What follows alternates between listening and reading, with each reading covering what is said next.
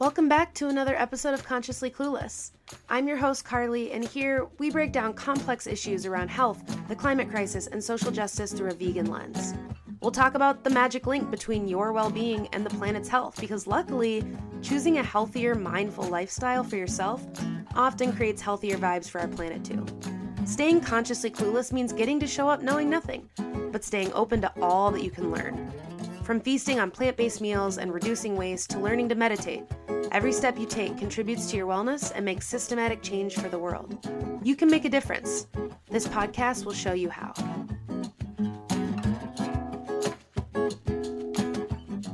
Hello, listeners. This is another episode from the Consciously Clueless Vault. This episode originally aired in June of 2023. This episode is with Lindsay McCoy, the CEO and founder of Plaine Products. Plaine Products is an innovative bath and body products company on a mission to create a low-waste lifestyle. I've talked a lot about how capitalism won't save us from the climate crisis, but how we do need stuff sometimes. And when we do, if we can support people like Plaine Products trying to change the system and change consumerism, that's pretty cool. I am a loyalist to a brand that I appreciate, that I think is doing good and that actually works, and Plaine is one of those. So I hope you enjoy this interview and you've been enjoying other episodes from the Consciously Clueless Vault. I am working on some new projects that I am excited to share with you soon, but until then, I will keep replaying my favorites. Enjoy the episode. There was a spectrum from clueless to conscious, the title of the podcast. Where are you at right now? Oh, aren't we all just constantly bouncing in between? Yeah, I think I'm in a good place right now, moving more towards conscious, but I was sick a lot this winter and I've actually been healthy for the last 2 months. And so I've been feeling good. I've been exercising more. I've been eating better. And that just kind of makes everything feel a little bit better, a little more grounded, a little more conscious. A little more. Yes.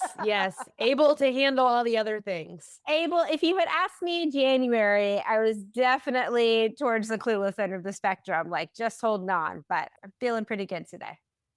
Good. I'm glad to hear that. So you are the co-founder of Plaine Products. Yes.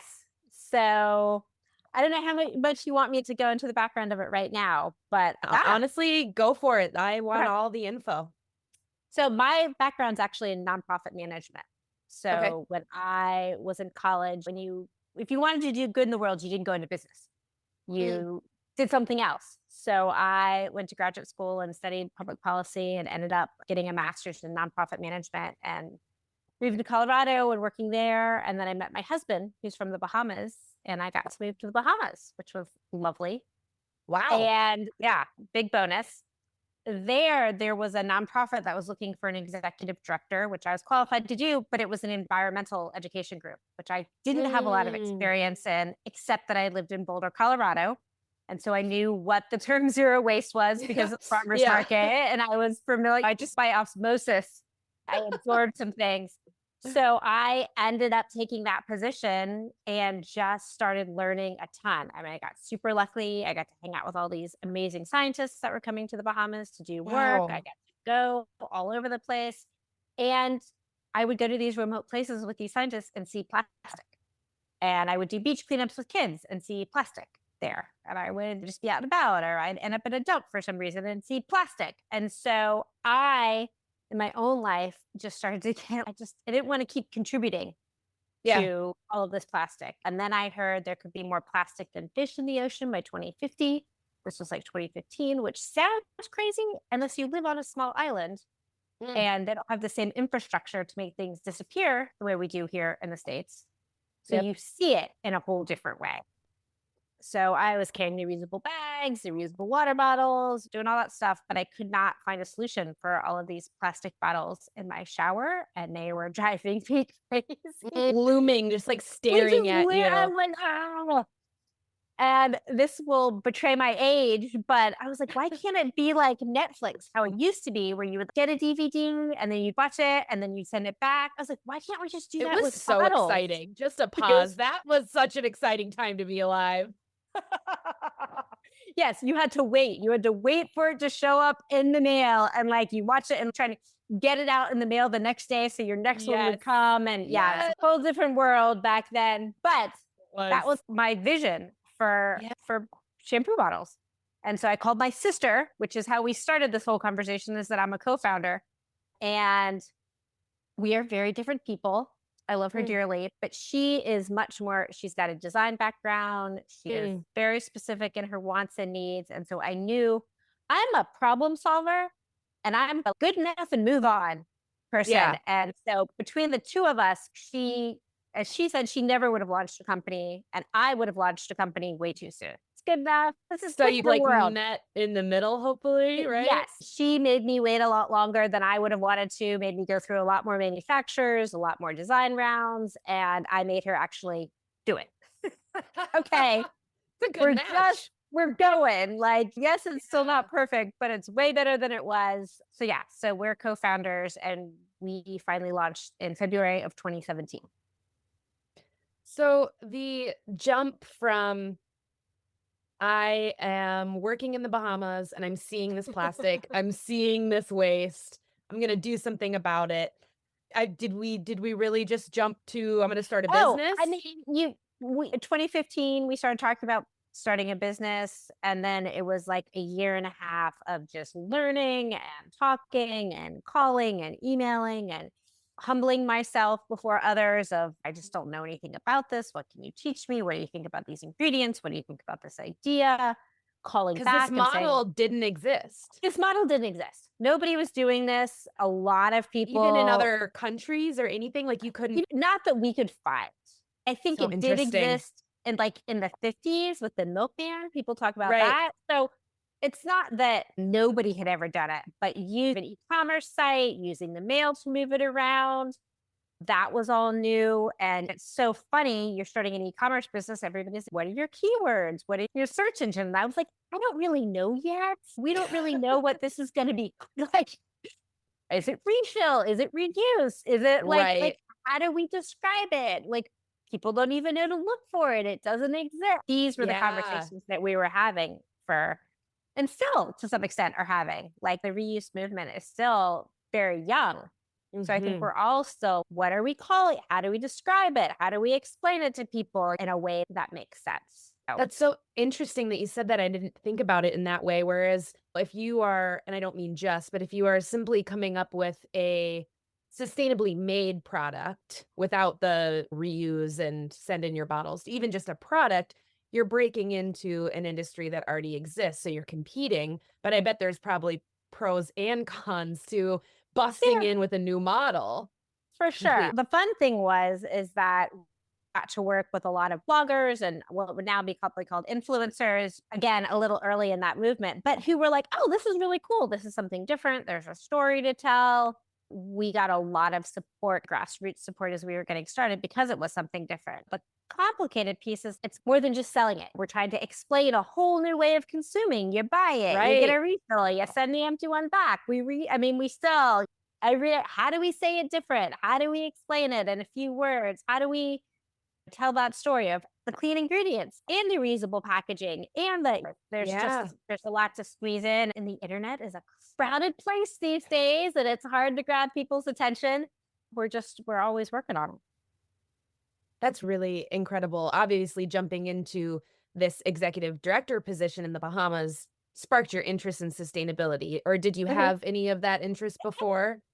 No, in a general care about the planet way. Right. But not in a specific, my background was much more in sort of women and children and education and empowerment. Okay. And that piece was more what I had focused on in grad school and earlier in my career. So this, again, the beauty of living in Boulder, Colorado, there's so many people so worried about it.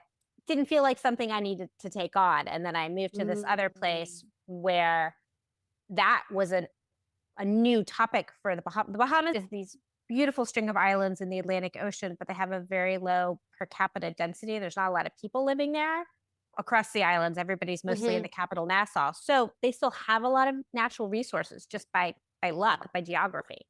Right. So they're now talking about conservation in a whole different way. They're talking about how to keep those resources, how not to overexploit them, where they still have animals that are extinct in many other places. Right. So it was the environmental movement was new there, and it was very exciting to get in on the ground and be a part of that and see it. It led to a passion for it in a whole different way. Yeah, I imagine because you're watching it unfold right in front of you. Yeah, and there are still things like I don't. For those of you who have ever been to like the Florida, they serve conch fritters, which is it's spelled CONCH, but they're pretty much extinct in Florida, but they still have them in the Bahamas. And the Oh, Nassau grouper, wow. they still have in the Bahamas. And you get the dichotomy between overfished and reefs that are dying. And then you go to this place and they're beautiful and they're alive. And you're like, oh God, we gotta save this. And then you see a Yeah, plastic bag floating stuck on the reef or right. rope or trash. And you're like, oh no. You when you get to spend time in these beautiful places and you see what we're doing to them, just feel it in a whole different way.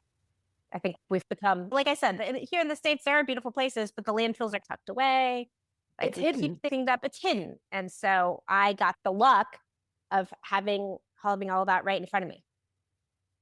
So how has this journey that you've been on truly of that position to starting this business, how has that influenced how you live maybe sustainably or think about the environment in other areas of your life?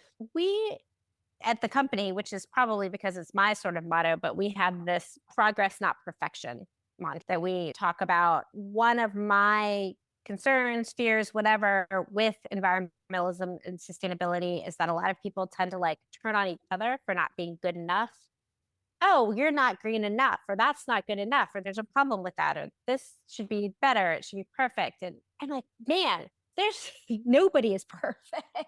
I There's a mean, lot of you know, infighting in like there's a vegan groups yeah, too. there's a lot of, and I'm like, man, my attitude with it is, okay, there's a lot of great sustainable products, and we're all on the same team, and we're just trying to move everybody over to this side of the street. And why would we fight with each other on this side of the street? There's a whole ton of battles to fight. There's so much room to make the pie bigger and bring people over. Why Right. tear each other apart? There's no one solution to any of these. So let's all just do our thing Mhm. and let's just keep trying to bring people over, not chase away the people we got. To I don't, mention, why would the people want to cross the street if they look over and people are fighting with each other? yeah, it's just, yes, exactly. Thank you for making the metaphor even better. I'm going to use that. No, so that's been my just progress, trying to learn, we started with a box and some bottles and we had fill in it. And we were like, oh, it'd be better if we weren't using fill. Let's try and get a better box that protects the bottles better. And we redesigned Mm. that. And then we were like, oh, these bottles last longer if we can print them different. Let's do that. Oh, this works just Yeah. I feel like all of it, personally, professionally, is just a constant journey, which sometimes means saying, oh, that wasn't the right thing to do. I didn't know. We were doing this. We didn't realize we were doing this. We shouldn't be doing it. Let's do something else. And there's enough to say, sorry. Yeah, I was Right. doing that. I made a mistake, but thank you for teaching me. And then let me try and do better. And there are new products all the time. There are innovations all the time. There's things that I learn about all the time that I'm like, oh, super. Like bamboo toothbrushes. Great. Never thought about it. Toothpaste spikes. Love them. Hate not throwing. And I'm like, just always finding new and cool and trying to keep expanding. But sometimes we're late to practice and my son doesn't have a water bottle and we get a Gatorade in a plastic bottle. Like Right. it happens. It's life.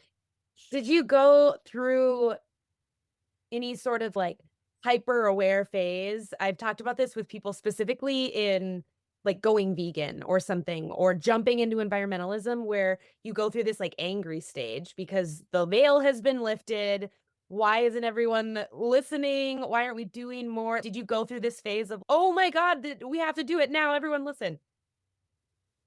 It's funny. I think I went through that in the Bahamas when I was Right. working and living there. There would be these awful short-sighted developments or when people would want to come in and just bulldoze everything and put up a water park or a hotel or a golf course or whatever, and you would get Right. involved in these fights. And the people who lived, the Bahamas has so many different islands, so it was very scattered. But the people who lived on that specific island were like, why doesn't everybody care about this? Is the most important thing that's happening this right here. But so were the people on the other island that were having that fight. Right. And so I think I got to see that in a different way of, yeah, Interesting. whatever you're in, of course that feels like the most important thing that you're doing. And that's like we're all fighting this fight. We're all just trying to do what we can. And I rely on other good people to solve other problems for me because I can't Right. solve everything.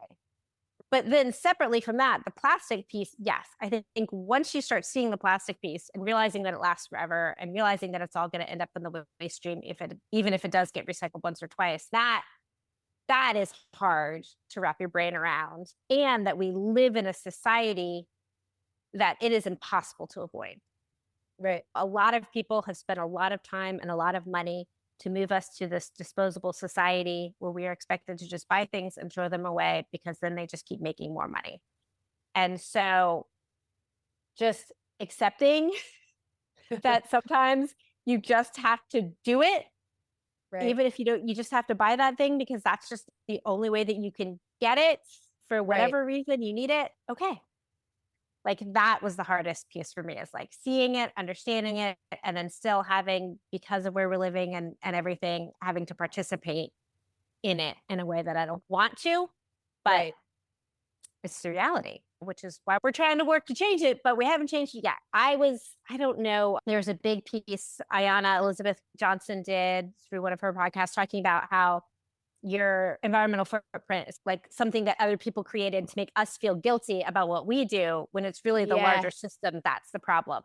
And that was really like life-changing for me was, okay, yes, I want to try and do all these things. Yes, I want to try and have a lighter footprint, but really it's the larger system that needs to change and work with it. And you can get so distracted by living this perfect life that you don't ever look outside and think about the fossil fuel industry is trying to double down on plastics and put more plastic plants all over the world as we move away from gas. So there's huge things going on globally that we need to be paying attention to. And while it's good to do what you can individually, it's also good to look up and be like, oh, this is a system that I live in and we need to change the system. It's not my fault that I just had that Gatorade bottle for my son. That is not. Right.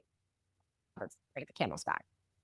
I said I can't go take a stupid water bottle to the gas station and fill up Gatorade there and be done with it. And be done with, like, that's the problem.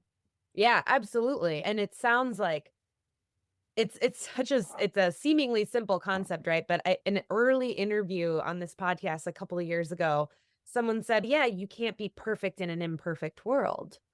Yeah. And it's such a simple phrase, but I come back to that again and again because that obsession I had in the beginning, I remember crying at a restaurant because I was accidentally given a plastic straw. Like the level of... They're just going to go throw it away. Once it's there, it's too... I've certainly had that as well. I'm like, just take it. I know. You're like, no. Like it's slow motion. And you just know they're just going to go chuck it in the trash anyway. Yes, exactly. But it's so important to remember that because if you fall prey to that idea of trying to be perfect in this imperfect world, then you, like you said, you're distracted from being able to make change and you're just not taking care of yourself. You're driving yourself nuts. Oh, yeah. Guilt and shame are just such unhealthy emotions for all of us. And I do really think, again, part of the environmental problem is that people just shut down. Like they feel bad, they shut down. And so they're like, I just rather not think about it at all because it makes me feel bad. Right. As opposed to, all right, doing what I can, like celebrate the win today. Yeah. That's great. And just keep trying. Did you have people in your life when you were beginning this venture of starting this business that were like, what? Why? I wish I could say it was just at the beginning. No, it is always fascinating to talk to people about what I do. And there's some people that are like, oh, that's so cool. And there are other people who are like, you can just see they're like, why would you do that? Yeah, doesn't compute. It just doesn't compute. Like, what's wrong with the system we have now? And that's a whole other conversation. Yes, there are many people at the beginning who thought we were crazy and continues today. What I appreciate about the content that you put out for the business is that it does toe that line of being honest. Like even on your website, it says like every piece of plastic that was ever created still exists. Think about that for a second, because there's a level of honesty that is required of this is the problem, but it's not a guilt. It's a here's one possible solution. I don't think it's ever fair to point out a problem without giving somebody a Mm. solution or a suggestion or opening a door. My husband makes documentaries, and so we're always watching them because he's just that's his That's so world. yeah. And I love the ones that say, and here's things you can do, or he's working on this, or here's, like I said, open a door at the end and tell me what I can do, because there's nothing worse than being presented with a lot of awful things and then the credits roll and you're like, Right. oh, that's the worst. It's all over. Just forget about it Yeah, talk now. about hopelessness. What I keep saying is the great thing about this problem, and maybe part of why I wanted to dig into, it's like there's a solution. Yeah. Like, we don't have to use all this plastic. Turns out the world worked pretty well for a long time without any of it before they Yeah. started selling it to us.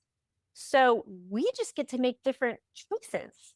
And Mhm. that is super exciting to me. Like, there are a lot of problems we face and a lot of complicated solutions. So this is a relatively easy. There are they just buy different stuff. Yeah. Yeah, and I think it's so interesting. I was reading an article the other day about how there are more solutions to the climate crisis than maybe mainstream media would want you to believe, because that's not doomsday, that's not scaring you into doing nothing. But it was Right. reading like there's actually like we could do this right now. Yeah. Have you seen, I think it's called Project Drawdown, and No. it's got like 100 different climate solutions and like what their impacts would be. And they're all things that are happening. And it's that exact thing of it makes you feel so hopeful. You're like, oh, everybody keeps saying, we can solve this. We just lack the political will. And Yes. I think that there's so much fear associated with even tackling it. Mm. Everybody just assumes that, oh my God, life is just going to be awful post fossil fuels. There's just been this huge campaign of it's going to be awful. You're going to have to give up everything. We're all just going to be like living in cardboard boxes, like walking around, no tele. That's not obviously the reality. We have tons of great options. Clean energy has come such a long way. We're figuring out batteries, we're figuring out electric cars. There's Yeah. lots of good stuff that's happening, but everybody has been so terrified for so long that the world's going to end if we have to get off fossil fuels that they just have been shut down. So it does give me hope. And then you turn around and you see everybody so against it, and you're like, oh, we do still have a lot of work to do. But I think staying positive in like our earlier conversation of just trying to bring people over in whatever way you can to like, see, it's not so bad. We've got good shampoo and conditioner and they actually work. Like, there's good stuff over here. Your electric vehicle can go just as fast as your fossil fuel one. It's amazing. You're going to be fine. I will just say, for some shameless promotion, it's been a few years now in my sustainability journey, and you can't see it now, but I have a whole bunch of hair, and I have tried some things that didn't work so well. I've tried some things that were okay, but Plaine products is what I've landed on now for quite a while. And even before I started working with you all as an affiliate, which is just recent, I've just been telling people because I really love your products. Thank you. And as I mentioned earlier, that is all a testament to my sister, because I was like, we obviously we're not going to start making stuff ourselves. So we were working with different private Right. manufacturers to come up with different formulas, and we got one. And I was like, it's fine. She's like, no, this is terrible. And you were like, it's soap, let's go. And she was like, no, this is terrible. And so we kept, nope, keep going. And she really towed the line. And I do think there was certainly a time in the 90s where you're like, oh, I'm going to do it for the planet. This is not a great product, but whatever. It makes me feel good. And it's great that we don't have to do that anymore. Right. That science has saved us, and now they can make these incredible vegan, chemical-free, aloe-based, yummy products that aren't bad for us or work. Is miraculous as far as I'm concerned. But again, we're smart little monkeys. We can figure stuff out when properly motivated. And there just had to be demand for it. That's so interesting. You just said when properly motivated. So where do you like continue to get this motivation from to move forward when you see the plastic and you see the stuff? Because I go back and forth sometimes, right? Like you're really hopeful and then you're like, holy shit. what is what's going on? Oh my gosh. So Plaine Products is based in Cincinnati, Ohio. I actually live in North Carolina. My Bahamian Okay. husband was not moving to the Midwest. So I live on Fair the enough. coast of North Carolina. So I'm in the Southlands. So like Mhm. all of my neighbors' trash cans are like overflowing and they don't even have a recycling can, whereas our recycling can's overflowing and like we barely have a trash can. Yep. So I live in it every You're not in Boulder, day. Colorado I anymore, am not, Dorothy. I'm not in Boulder, Colorado. I'm not in California. I'm not, no, I am in none of those places. So it can be very easy to be like, oh my gosh, this is nobody's ever gonna do. But every day people show up on our website and buy stuff. Yeah. New people. And they write us notes like, thank you. I've been looking for this. So that keeps me motivated. I just gave myself goosebumps. That Yeah. that keeps me motivated. Just that there are people who are looking for solutions and are to keep our metaphor going, like looking across the street and being like, hey, how's life over there? Is it okay? Yeah. I'm My hair, intrigued. I'm intrigued. Is my hair still gonna be okay if I come over? Or like what's gonna happen? So that just, yeah, there are days when you're like, ugh. But then you go to bed early and wake up the next day and feel better, or somebody says a nice thing or says that they appreciate what they're doing. And I often write back to people, I'm like, they say something nice, I'm like, thank you.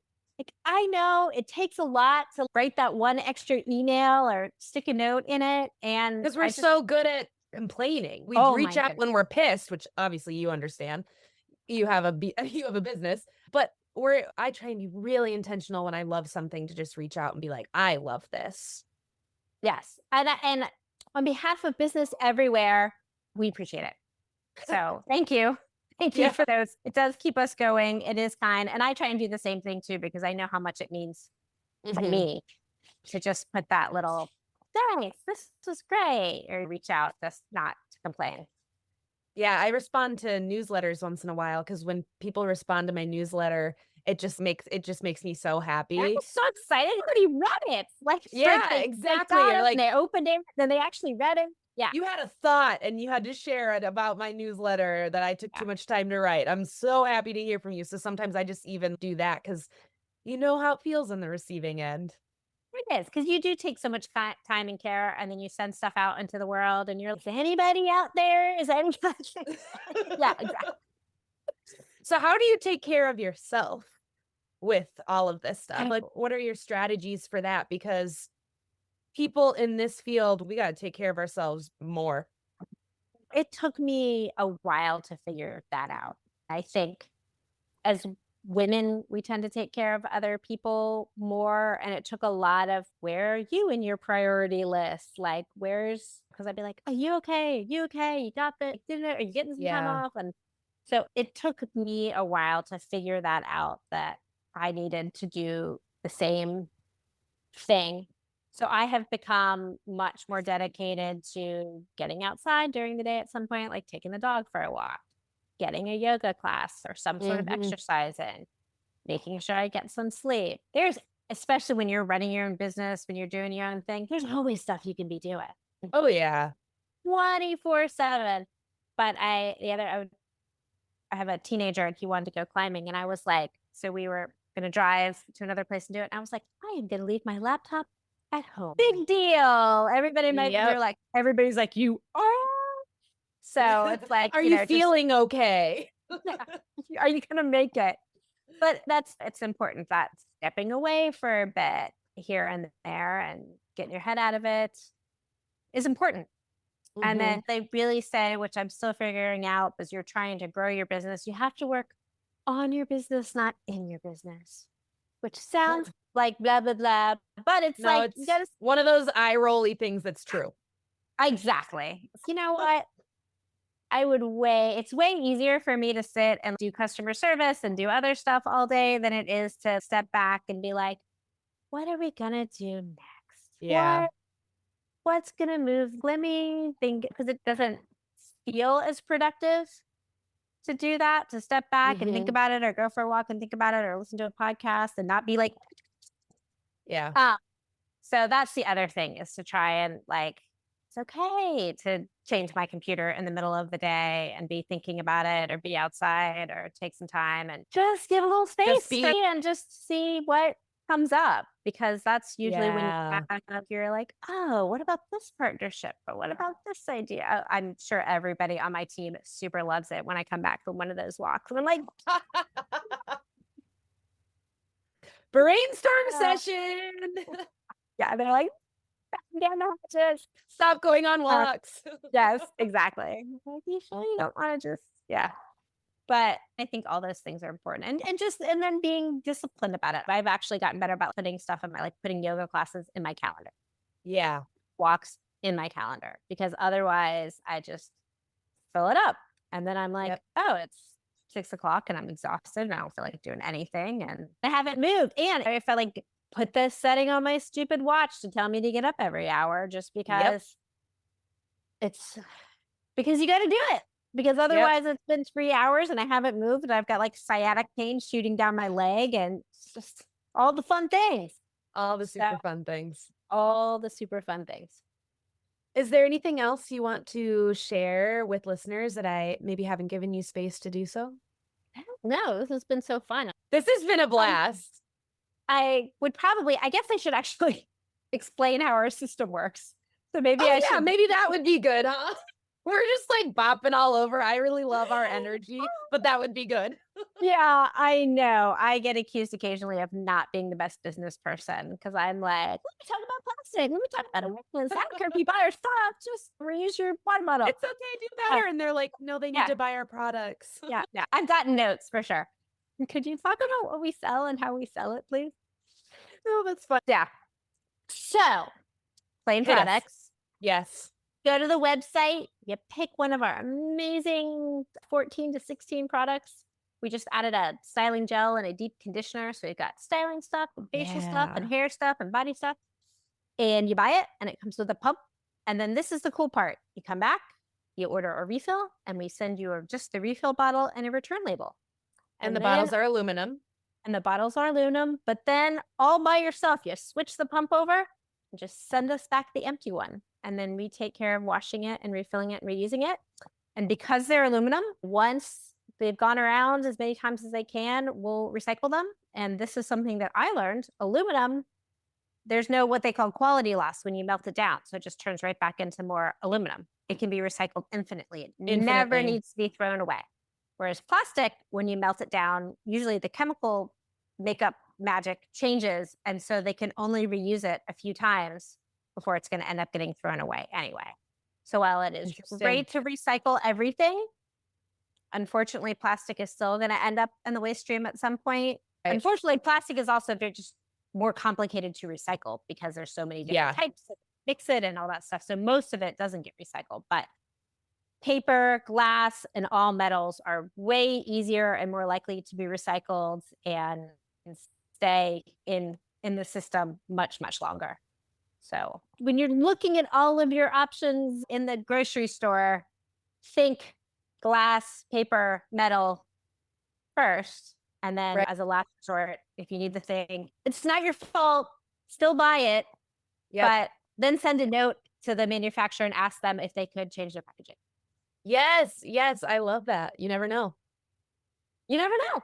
If a lot of people do it, businesses are, unfortunately, most businesses are motivated by money. And if their customers keep demanding things or tell them that they're going to go elsewhere, that's often how change happens. So thank you for explaining how the system works.